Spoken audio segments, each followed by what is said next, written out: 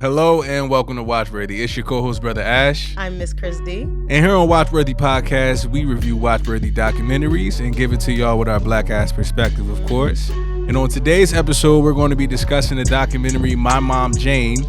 This film details the career of 1950s model Jayne Mansfield. It's directed and produced by her daughter, actress and activist Mariska Hargitay. Yes. Now, I don't know about y'all, but I know Mariska Hargitay as Detective Benson from Law and Order.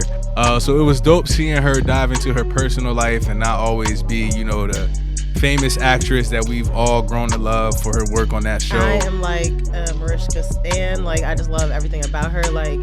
Who else has played the same character for 25 years and taken her work as a detective, acting as a detective and actually became an activist out of that. So yeah. Shout out to her. So in this documentary, she gets to dive into her family, her mother primarily, and her story. The documentary features Mariska and her siblings and their stepmom, also old videos from the 50s and the 60s. So let's go ahead and get right into it. Yeah, so as Brother Ash said, Mariska really wanted to explore her mother's life because her mother died when she was 3 years old. So she really didn't have any memories of her.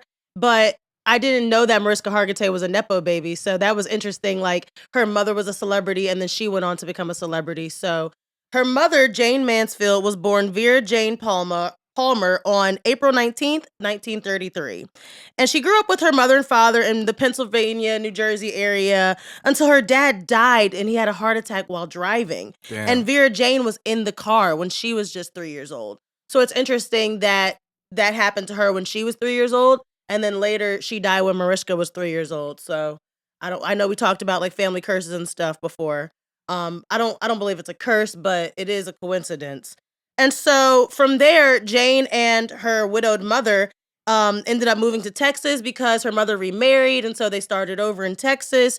And Vera Jane, she grew up doing pretty well. She played violin, piano, and such. And then she ended up marrying, how it was in the 50s, marrying young. She met Paul Mansfield when she was just 17. And she had her first daughter, Jayne Marie Mansfield. Red flag, because I always find it weird when women name their kids after themselves. But men do it all the time, so why can't women? Yeah, that's. I think it's a Southern thing, actually. Right. I don't know why people don't do it as much up here, but I have family who are named after their mothers, females. Yeah. Well, for the purposes of this documentary, I'm going to be calling Jayne Mansfield Jayne. Her daughter is Jayne Marie, JM. And so from there, Jayne, even though she was 17 years old, she was young, she was living in Texas, she was very far removed from Hollywood. She still had dreams of wanting to be a movie star. I think everybody did at that time. Movies were still kind of new back then. So people were like, ooh, I want to be in a movie. It's the bee's knees. Yeah, exactly. But Paul, her husband, was actually a church-going Christian from Texas, so you know how that is. Red flag. He crushed her dreams. He was like, no wife of mine is going to be a movie star. Wow. Somehow she convinced him to move to California, though, in 1953. I guess it was like, hey, I'm going and you can come with me or not. So he did come, and the three of them packed up and moved to California, but Paul didn't last long. He left shortly after that. So then it was just Jayne and her daughter, Jayne Marie. And Mariska's sister, Jayne Marie, was in the documentary. She's older now. She's 70 years old. And she was like, I have the most memories of my mom because it was just them for a while. For 5 years, it was just them. What was really fucked up about back in the day? It was way easier to ghost your family. Right. If you... that man was never heard from again. Yeah, if you move from California to the other side of America... You very well may never see your kids again if you don't want to. So that's wild. And I don't really think Jayne cared. I think that she was okay being a single mom. That must have been hard, being a single mom in the 50s. She was young. And so I think that's what really gave her the can-do attitude. Okay, now I really got to make something of myself because I have this daughter. She didn't have a choice. So Jayne actually got noticed by an agent, and she went from small little roles and plays to starring in bigger movies like Fever Jungle, Illegal, and The Burglar. So at this time, y'all, she really has a look emerging. She dyed her hair from brunette to blonde. She's really, smoking hot. She was that 50s thick, a size 10. And so she was kind of giving Marilyn Monroe, Marilyn 2.0. But Marilyn was still active at this time. So it was low key, she was kind of biting off of her. Red flag, because I didn't really like that. Come up with your own style. But whatever. she saw that that was working for Marilyn, so she was going to give that same look. And so by age 22, Jayne made it to Broadway, and that was a really big deal. The play Will Success Spoil Rock Hunter put Jayne on the map. And so around that time is when she met a Hungarian man named Mickey Hargitay. So that is who we know to be Mariska Hargitay's father. And so he was, no slump himself. He ended up being a bodybuilder and became Mr. Universe and worked his way onto Broadway. And so that's actually where they met. He was in a play. She was in the audience. He was like, ooh, I want that to be my woman. And again, it's the 50s. They linked up and quickly had their children, Mickey Jr. and Zoli. So those were two sons that they had. And then things are still going well. Jayne ends up signing a movie deal with 20th Century Fox. And she actually was the most photographed woman at that time. So think about who you see all over the tabloids now, like Rihanna or somebody. Like, she was that girl. Like, her picture was everywhere. And she was really giving Marilyn a run for her money. Wow. So the problem was, like I said, she really kind of copied Marilyn. And what's more is, like, not only did she dye her hair, but she played into this, like, high-pitched, like, airhead bubblegum, like, persona. It really was a persona. Everybody who knew her was like, oh, we hated that persona. That's not how mom really was at home. When she was at home, she had no makeup. She had her hair tied up. But when she got around other people, they could tell like she was acting. They really didn't like that. And that's hard because remember when we talked about Dolly Parton? That's a hard act to keep up. Mm-hmm. Eventually those walls are going to come crumbling down. And so she admitted in the documentary, in an old video, they said, we found out, the interview was like, we found out, like, you don't really talk like this. Like, why don't you talk like yourself? She was like, well, I'll put it this way. I use my looks to get what I want. So she admitted that. She was okay with that. And hey, I respect that. Right. I feel like people kind of look down on, like, bombshell, sex symbols, Playboy bunnies. But that's how they make their bread. It's interesting that she was that brave to be that transparent during that time period. Right. Women I'm surprised. today, in the media there, they all like, hey, I'm gonna be who I am. But this is way back in the day where that was frowned upon. So yeah, that was like revealing your secrets. You're not supposed to tell people. She literally said, no, I use my looks to get what I want. No, you're not supposed to tell people that. And so, like I said, not only could she play violin and piano, she spoke 4 languages. She was actually smart. So I'm going to put a red flag because I feel like it was a waste of her true talents. But again, she did end up being successful. So it worked for her at that time. I don't know if I call it a waste. Like, what would she have gotten accomplished by speaking 4 languages? She could have been a pianist. She could have been a world-class violin player. She could have. Yeah. But instead, she leaned into her looks. I feel like but here's the thing though. So those are also fields predominantly, kind of taken over by men, right? So the music industry, that's men run that. So I feel like maybe using her feminine gifts or skills, her talents, like being physically beautiful, is a talent. I'm sure you can relate.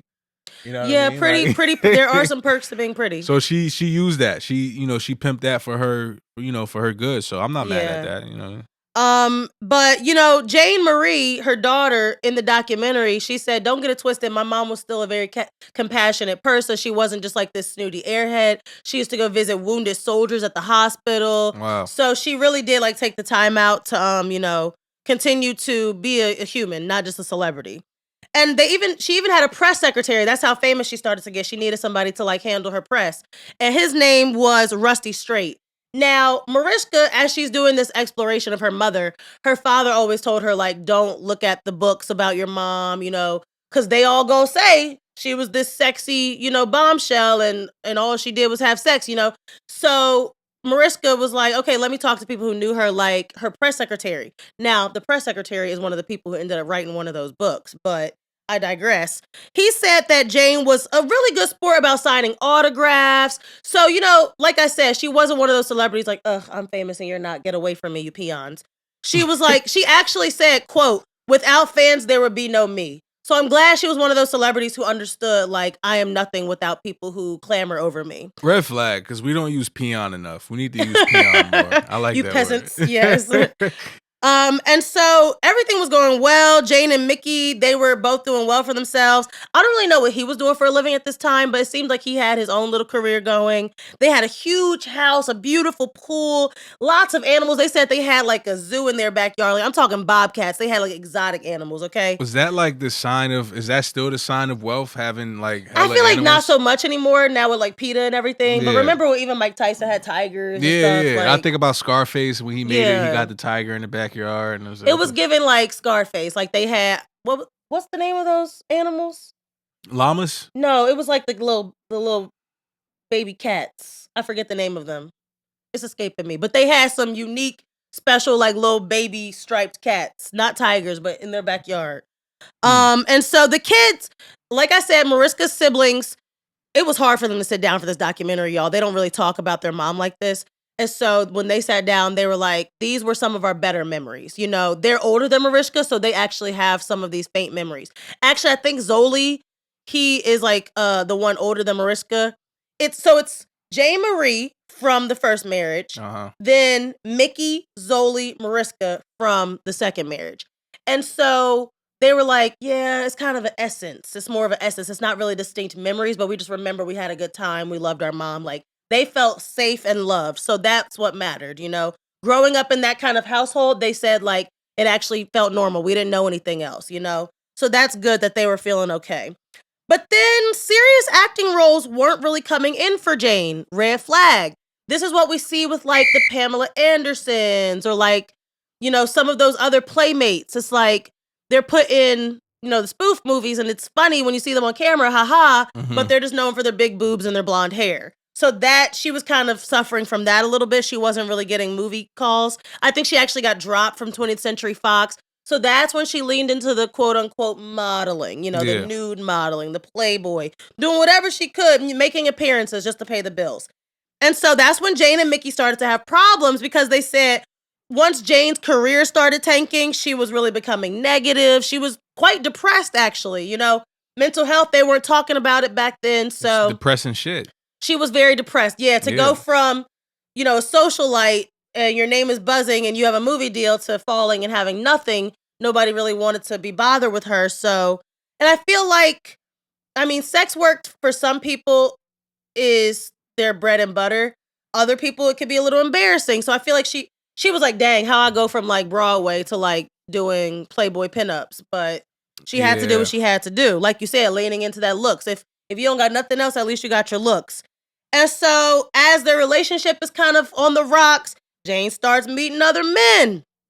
Red flag, because an affair is not going to help your situation right now. No. But I guess she just needed an outlet.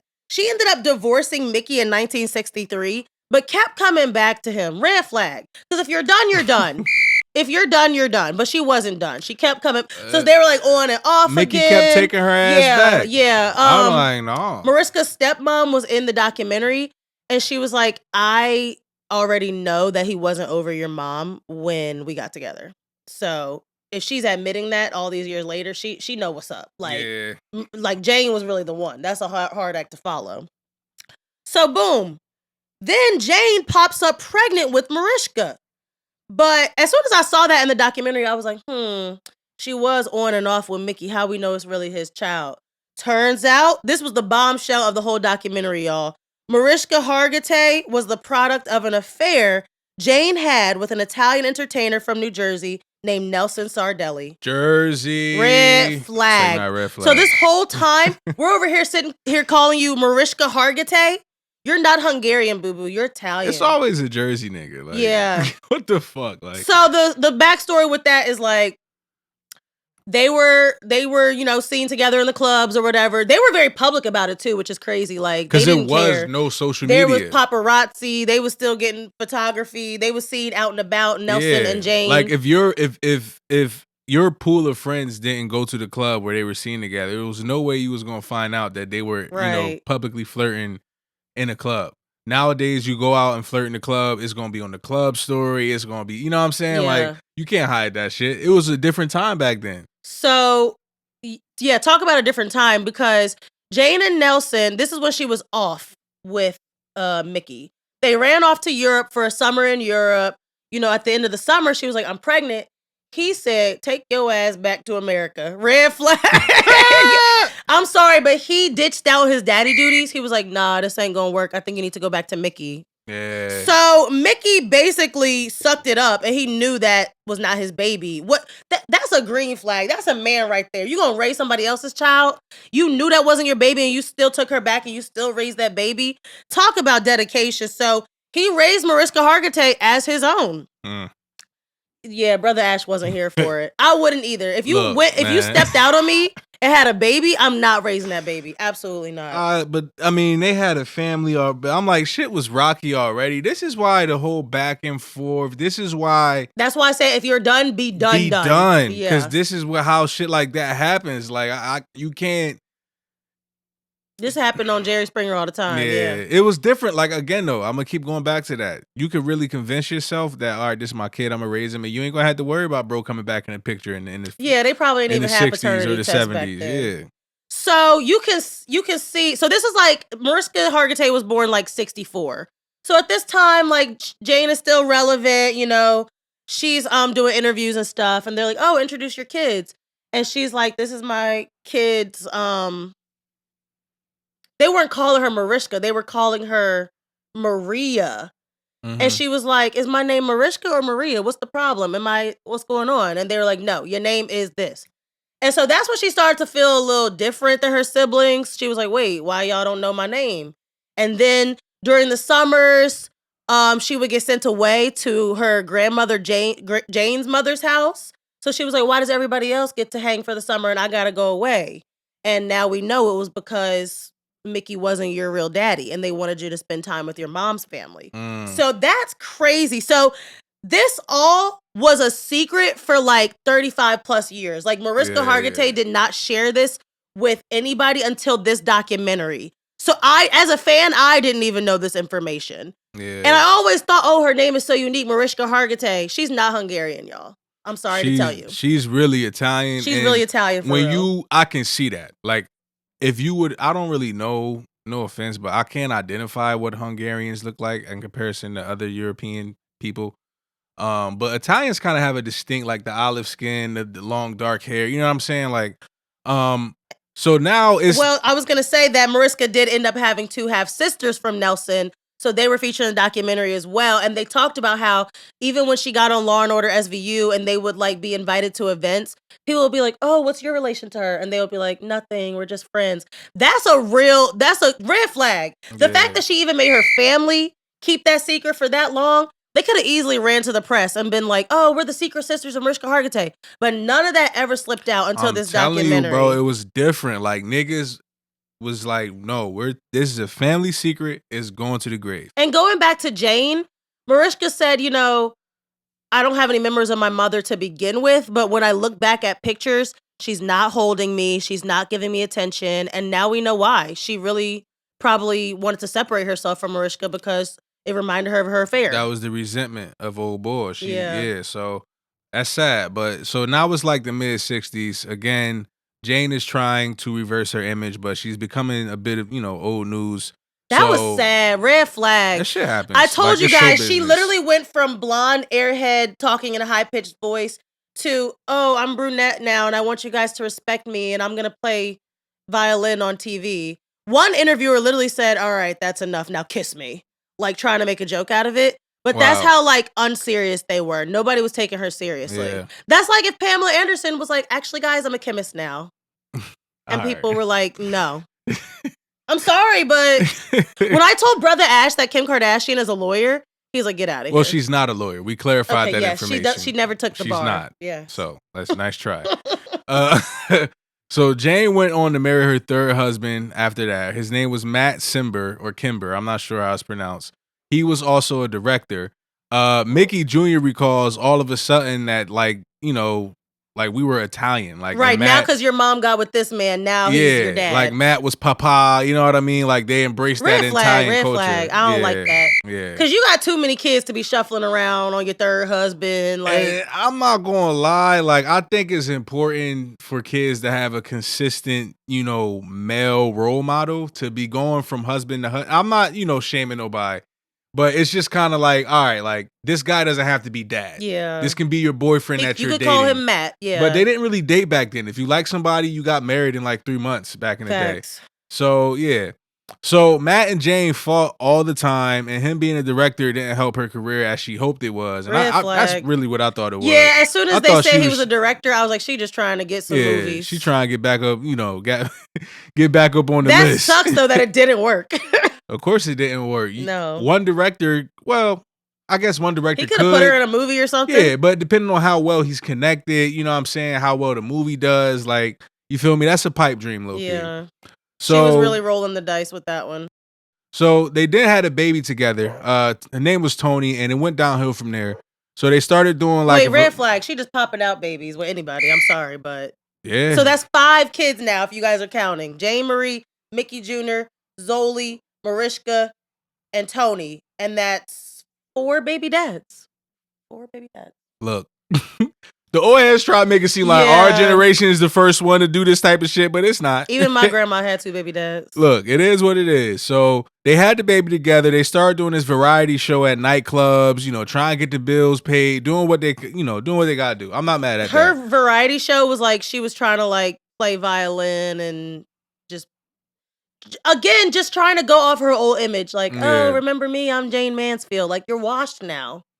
Unfortunately, though, like that, trying to keep that life and, doing what she got to do, it led to pills, alcohol, some of the ugly sides of show business that we hate to see. Yeah. Especially when you got, these kids. I hate to see it. So Jayne Marie remembers feeling like she was babysitting her mom as a teenager because of how her mom was changing. So I hate that for any kid. Like, oh, mom's high again, mom's drunk again. Yeah. I mean, but that's what happens sometimes when you're moving this fast and, you turn around, now your kid is the adult. And mind you, that's Jayne a whole nother like level 30. of guilt. When She's only, when your kid is looking after you. So after Matt, Jayne dated a guy named Sam Brady, her divorce attorney. You already know what I'm going to say. Yeah. Why the hell would you? Okay, he just helped you get a divorce. Now you're going to date him? She was down bad. Yeah, it had to be some deeper trauma there, like, that dependence on always having a man. Yeah. Yeah, that's interesting. He helped you get a divorce and now you so yeah. At least she ain't had no kids with him that we know of. Right? Who would have known? Mickey Jr. remembers Jayne like getting black eyes from Sam though. Like Sam was not, a dreamy type of guy. Apparently he was a little bit more abusive. So that's definitely a red flag. And I think he was trying to like become her manager at this point. So just mixy. Controlling niggas probably shouldn't date pretty actresses. No. Like, you know what I'm saying? Like that's we've seen it before. We've seen like who was it? Like Salt and Pepper, her boyfriend was her manager. Yeah, it's not a good idea. Just probably. You've joked before about like I've joked that I'll be your manager. Being more involved with my music, and I'm just like, nah. I need my girlfriend to be my girlfriend. Yeah. Like when I'm doing music shit, I need the music industry to be that. But when I come home, I need people that care about me and don't care about what the record is. How much to tell. You know what I'm saying? Like let's And I think this guy Sam was probably hanging on her coattails. Yeah, right. Like I want my loved ones to be my loved ones. You feel me? So in 1969, Mariska's stepmom recalls she was dating Mickey at the time, and Jayne called him while they were in New York City. She had been roughed up by Sam that night pretty bad, so it was like one of those calls. You know that just goes to show like Mickey was still around. He was like still in her life, but they weren't hooking up anymore. He had moved on. Mickey probably was the guy she was really in love with. Yeah. But the career, the kids, was too much to handle, and because of that, the relationship suffered is what it felt like. But they always had some type of bond, I think. 2 weeks later, Jayne's fighting in the car with Sam, and the 3 kids, Mickey Jr., Zoli, and Mariska, were also in the car. Because of this, they got into a horrible car accident, and it killed Jayne that night. So unfortunately, she passed away. Mariska was lodged under the passenger seat. She should not have survived. Well, if y'all saw that car, watch this documentary. First of all, this documentary like brought me to tears. But that car was smashed up. And I'm sure it was like the 60s when they didn't even have seatbelts, y'all. But Mariska was only 3, Zoli was 6, and Mickey Jr. was 8. So yeah, and apparently she was only saved when her brother Zoli like kind of spoke up and That was was crazy. asking for her, like so thank God Mariska doesn't remember any of this. But after the accident, Mariska, Zoli, and Mickey Jr. grew up with their dad, Mickey Hargitay, and their stepmom. So And even though we knew that that was not her father, yeah, that man raised her with the other kids. that's love though. You know what I'm saying? Yes. Like I ain't trying to be that nigga. Like, wouldn't have been me, but like I'ma just tip my hat to that man for Yeah. stepping up and being her father. So Jane Marie lived with her uncle. I was wondering, they said, "Oh, he took us 3 in." I was like, "What happened to the other kids?" Yeah, so I But Jayne mean, Marie was like a teenager at she that had a lot of point. kids. Yeah. So she lived with her uncle, Jane Marie, that is. Tony stayed with his dad. So Um, he said, "I don't remember her at all." Like, if Mariska don't remember her, I really don't remember her. He was yeah, a baby and he was totally separate from the rest of them. thank God that they even survived in the first place. Yeah. So Mariska's grandma, Jane's mom, wanted Nelson Sardelli to be in Mariska's life. That was a little Um, shady, red flag. So when Jane died, her mom was like, "Well, technically Mariska is Nelson's child, so she should go with him." Everybody was like, "Come on now. She already been raised by this man. Like, just leave her be." But I yeah. guess I don't know what she was trying to do with that. Like, why would you want to pull Mariska away from Mickey and have her raised by Nelson, a man she doesn't even know? Well, because that's her biological father, and the way nature works, you should take care of your kids. Yeah, but I'll leave that, you know, conversation alone. But I think that this just reflects what I've been saying this entire episode. Instead of opening the can of worms, that is the affair, the lies, and your life being turned upside down and handling it, and everything happens for a reason. I'm not saying they should have did things differently. They decided it's better if we just keep this lie going and not uproot her completely and have her raised by an Italian man. well, it So did shake up